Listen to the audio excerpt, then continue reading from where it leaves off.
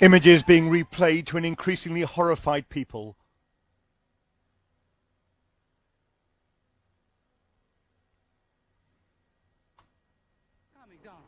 See?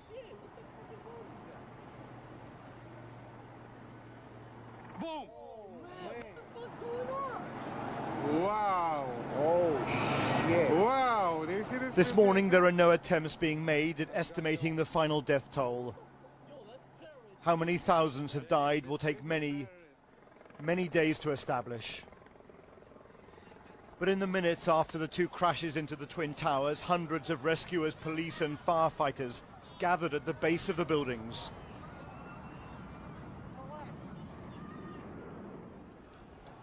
Only to perish themselves as the entire structures collapsed.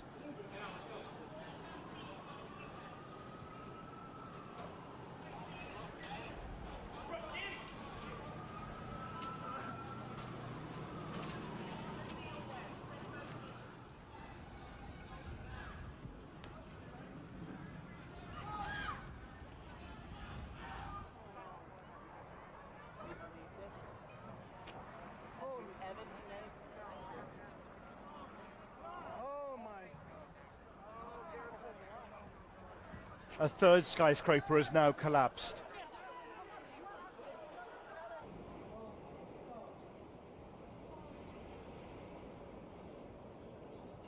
And the New York skyline, one of the shining symbols of America and of the free world, has been shattered.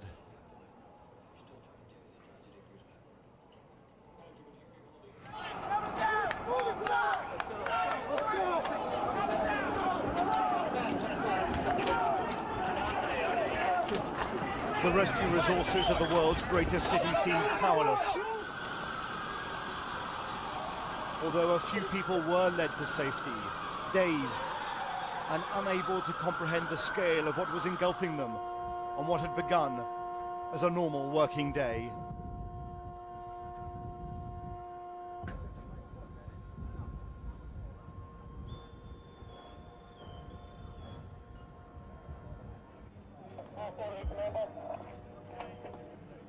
It was an attack on the very heart of American business.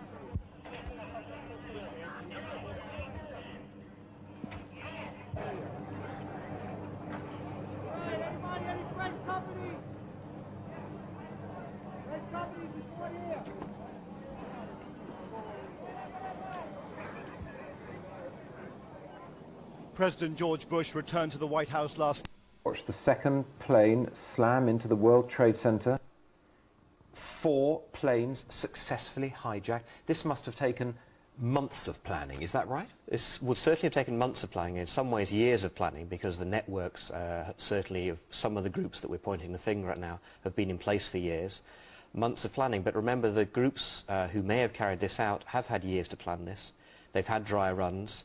They have in fact tried to do this before. They've tried to crash aeroplanes into cities, to crash ships into ports. They've tried to take out the World Trade Center before.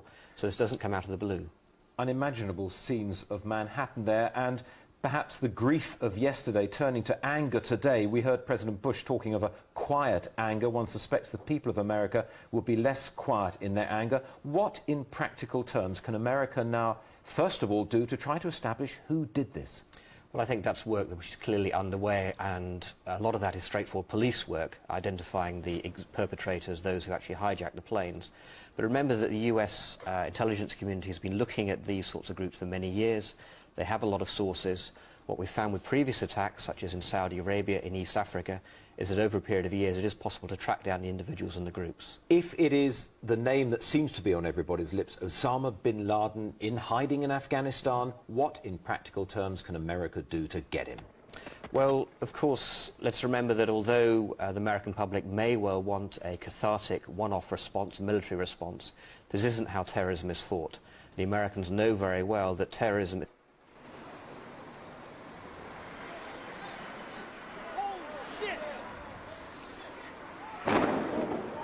The first airliner, an American Airlines flight, ploughed into the Trade Center's North Tower.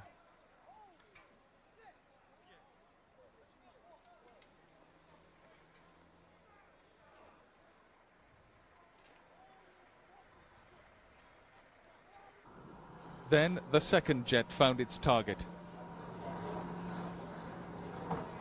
The moment it became clear, the US was under attack.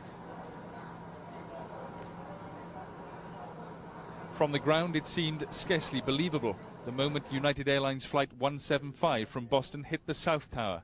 One report suggests a passenger on one of the hijacked flights was a known terrorist, clearly willing to die for his cause. The South Tower was the first to fall.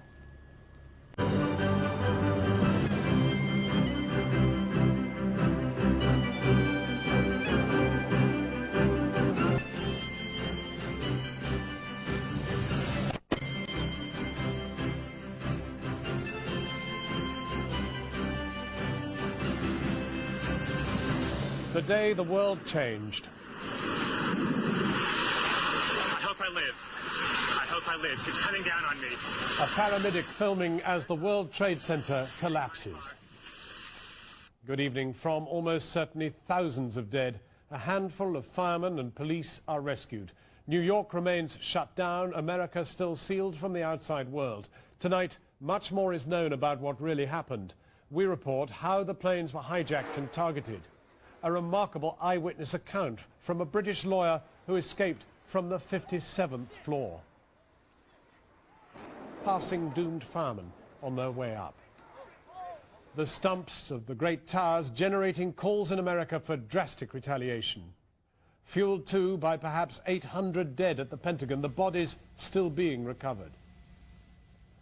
And is this a hijacker's car, flight manual and Quran inside, found at Boston Airport? And the FBI, even as we speak, storming a nearby hotel. And the increasing conviction tonight that Osama bin Laden in Afghanistan is both the culprit and now the target of war.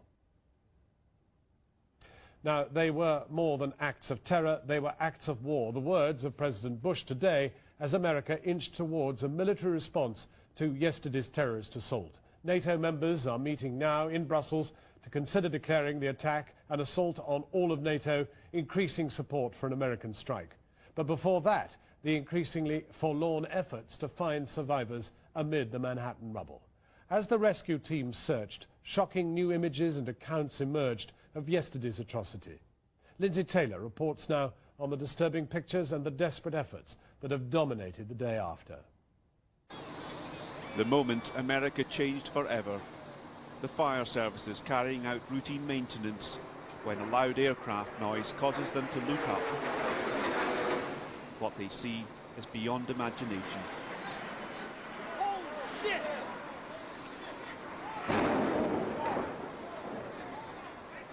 The images captured by an amateur cameraman are the first to show the initial plane crash into the World Trade Center's North Tower.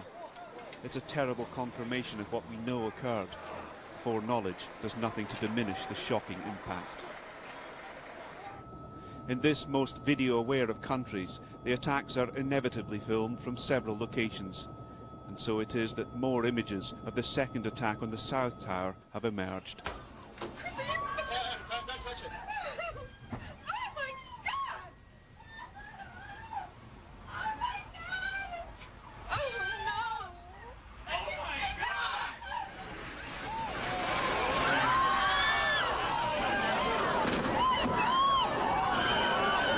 Each angle compels the mind to overcome a natural sense of disbelief. Boom! What's going on? Wow! Oh, shit. Wow! Do you see this aircraft? However you look at it, I've got it all. it's appalling and incomprehensible. That is it. This is terrible. We now know that as the buildings caught fire, there were several thousand people inside. The sight of survivors signalling for their lives at the windows, some falling to their deaths, was bound to make the emergency services try even more desperately to reach them. But it would cost them their own lives. Hundreds of firefighters, police and medical staff either ran to safety or died along with those they were trying to save.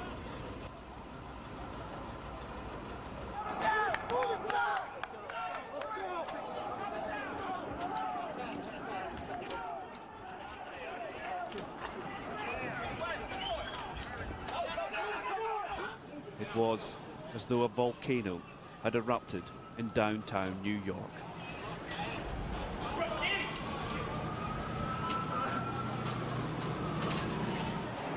It's impossible to imagine the scene as rescuers face death themselves, but a paramedic filming as he works gives us a graphic insight.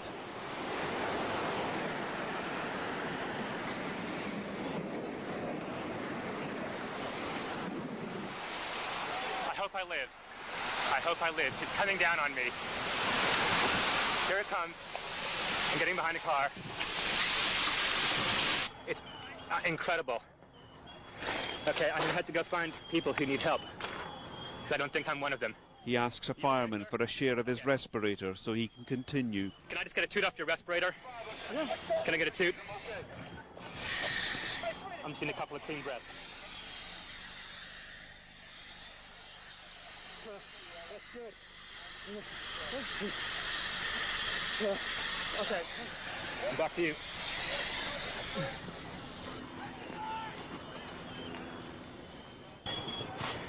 This is the car I hid behind. It saved my life.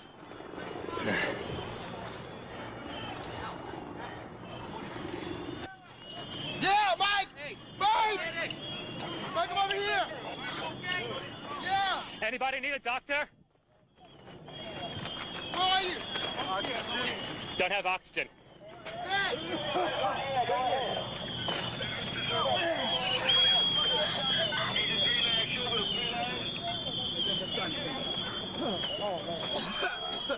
Hello, Doc. Hey, that guy needs some oxygen if someone can share it with him. 10-4. Thanks.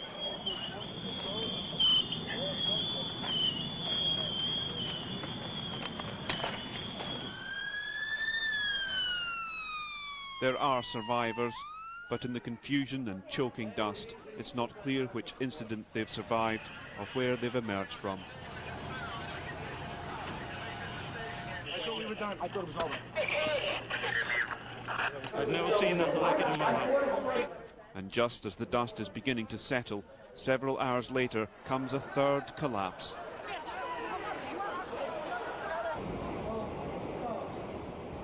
The Salomon Brothers building, from 47 stories to none.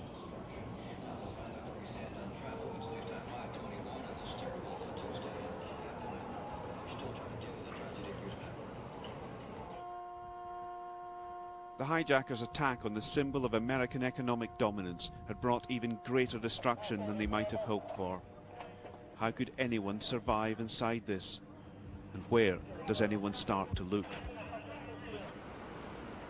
With darkness, the searching goes on, but with little hope of finding anyone still alive in the collapsed buildings. Looking at such images, it seems just like piles of rubble. Impossible to relate to the scale of the human loss. Thousands of people gone. Each and every loss is a personal family tragedy. One man, Ronnie Clifford, whose family's from Cork, somehow survived the initial strike on the trade centre where he worked. Only later did he learn that his sister Ruth and her daughter Juliana were on board one of the planes which crashed into the towers, a fact unknown when he first called home. So he rang me as soon as he got home, quite emotional, very traumatised. But at that point was quite worried about Ruth because he also knew that she was flying out. My niece Juliana was a lovely, beautiful little 4-year-old girl, full of life, and my sister was the bubbliest person in the world. In one sense, we're probably one of the luckier people that we actually have confirmation where other people are missing loved ones and looking for them at this point. In Pittsburgh, scene of another crashed plane, there are moving accounts from families saying they received calls from loved ones on the aircraft telling them they'd been hijacked and were going to die. The final words of Public Relations Executive Mark Bingham to his family were the same as those of the others. He just said, I want to let you all know that I love you very, very much in case I don't see you again. He said that? That the plane has been taken over by hijackers.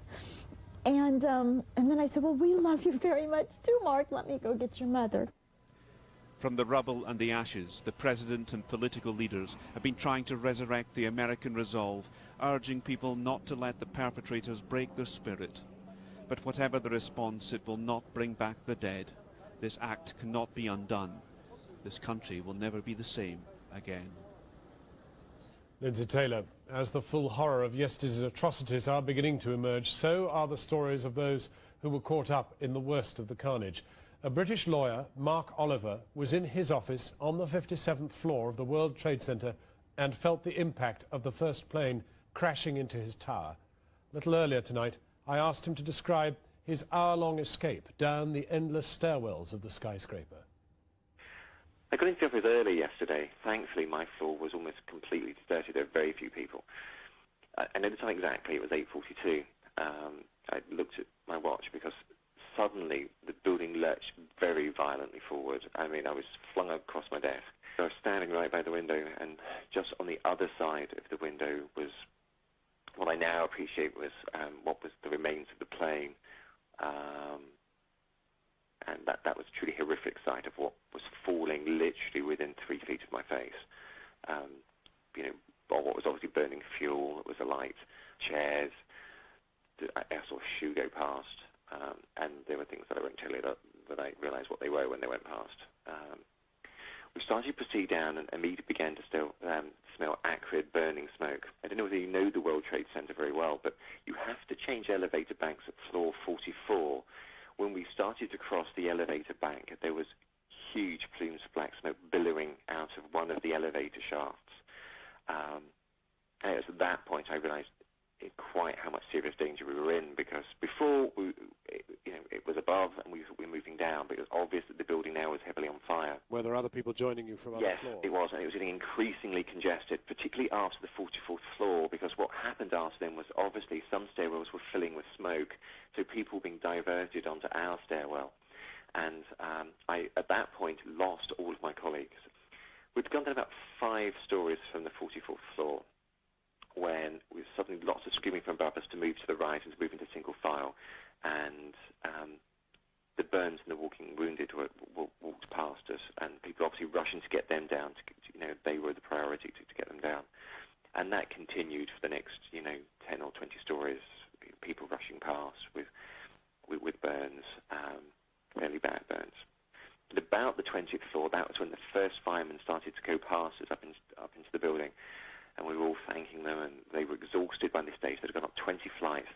The stairwell was extremely hot. We were all dripping with sweat. That, John, is the tragedy more than anything else in a way. These people were desperately trying to help. They were struggling out that stairwell. They were carrying huge equipment. They were exhausted. We were trying to cheer them on, and they were trying to cheer each other on. I'm aware very much that most of those people are now dead, and they died trying to save mine and other people's lives.